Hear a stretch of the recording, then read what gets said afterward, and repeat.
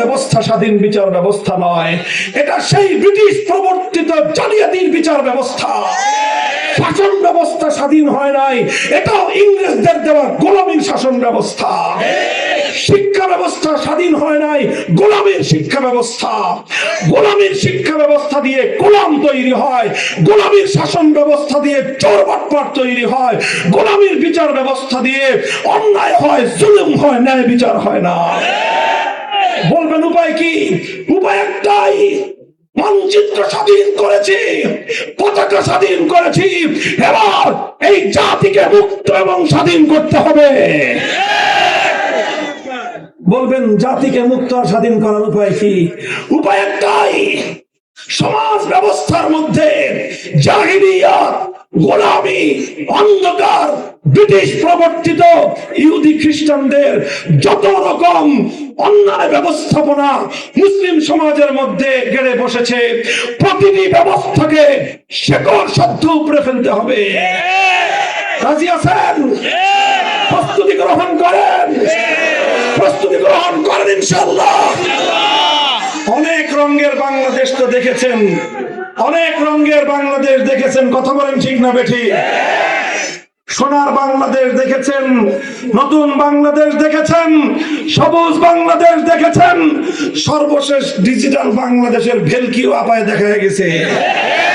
সব রঙের বাংলাদেশ দেখে শেষ, এবার আলেম সমাজ হাতে হাত রেখেছে, এক নতুন বাংলাদেশ দেখতে চাই, সেটা হলো ইসলামের বাংলাদেশ। ইসলামের বাংলাদেশ।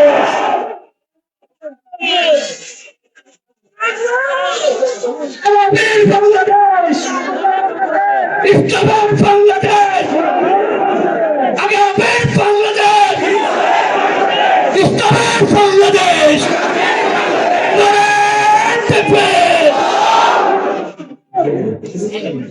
খেলাফতের বাংলাদেশ ইনশাআল্লাহ বলেন। কোন সংখ্যালঘুর ভয় পাওয়ার কারণ নাই। আমাদের স্লোগান ধর্ম, বর্ণ, ভিন্ন মত সবার জন্য। আবার বলেন ধর্ম, বর্ণ, ভিন্ন মত সবার জন্য খেলাফত। হিন্দুর জন্য খেলাফত, খ্রিস্টানের জন্য খেলাফত, বৌদ্ধের জন্য খেলাফত, মুসলমানের জন্য খেলাফত। ইনশাআল্লাহ এটা শুধু আমাদের কথার কথা নয়, এটা আমাদের আজীবনের স্বপ্ন, আমাদের জীবনের পণ, আমাদের জীবনের অঙ্গীকার। ইনশাআল্লাহ খোদার এই জমিনে খেলাফতের শাসন ব্যবস্থা কায়েম করেই ছাড়বো ইনশাআল্লাহ।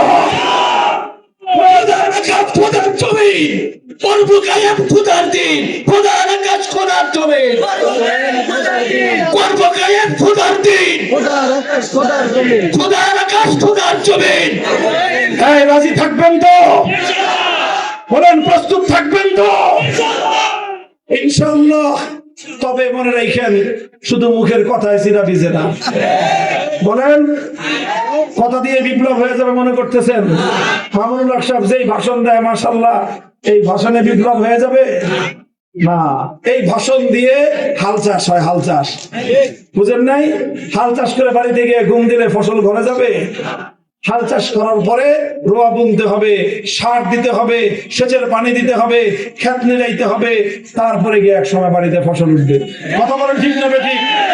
আমি আপনাদের এখানে হাল চাষ করে গেলাম, এরপরে আপনাদের দায়িত্ব হলো ঘাম ঝরানো মেহনত করবেন, মানুষের ঘরে ঘরে গিয়ে বুঝাবেন মানুষকে। অন্তত আর কিছু পারেন না পারেন, এইবার কারেন্ট একেবারে ডাইরেক্ট নগদ, যেটা জুলাই সনদের হার পক্ষে ভোট দিবেন। বলেন জুলাই সনদের হায়ের পক্ষে ভোট দিবেন তো?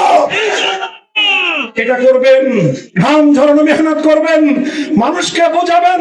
শুধু মেহনত দিয়ে ইসলামের বিপ্লব সফল হয় না। রাতের অন্ধকারে খোদার কাছে চোখের অশ্রু ছেড়ে ফরিয়াদ করবেন। দিবেন তো? ঘাম দিবেন, অস্ত্র দিবেন। ঘাম আর অস্ত্র দিয়ে বিপ্লব আসবে না, বিপ্লবের পরিবেশ তৈরি হবে। এর জন্য যদি প্রয়োজন হয় আরেকটা 5ই আগস্ট ঘটাতে হবে, আরেকটা জুলাই বিপ্লব করতে হবে। সেই জুলাই বিপ্লবের ইসলাম কায়েম হবে, অন্য কোন মতবাদ নয়। ইসলামী বিপ্লবের জন্য যদি রক্ত দিতে হয়, জীবন দিতে হয়, শহীদি ঈদগাহে মাথায় কাপড়ের কাপড় পরে কারা কারা যাবেন হাত তুলে থাকতে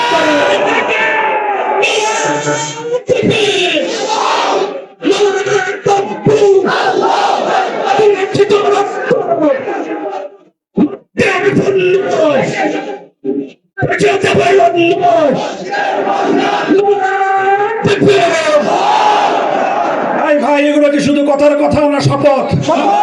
বলেন শপথ, অঙ্গীকার। কার সাথে? আল্লাহু মাওলানা ওয়া হুয়া মাওলাকুম। ইনশাআল্লাহ আল্লাহ পাক আমাদেরকে সাহায্য করবেন। নাসরুম মিনাল্লাহি ওয়া ফাতহুন করিব ওয়া আখিরু দাওয়ানা আলহামদুলিল্লাহি রাব্বিল আলামিন।